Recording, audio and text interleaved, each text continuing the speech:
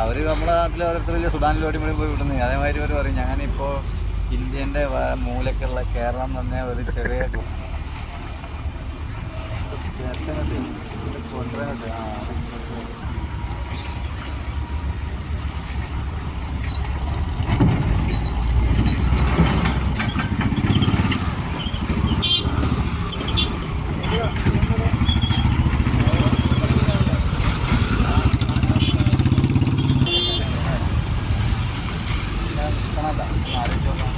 ഇതുണ്ടാണ് മുമ്പ്.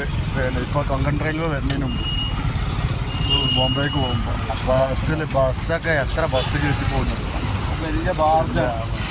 നമ്മളെ രാത്രിയൊക്കെ ആയതുകൊണ്ട് നമ്മൾ കാണില്ല. ഇത് രണ്ടാമത്തെ വേറെ ഒന്നും.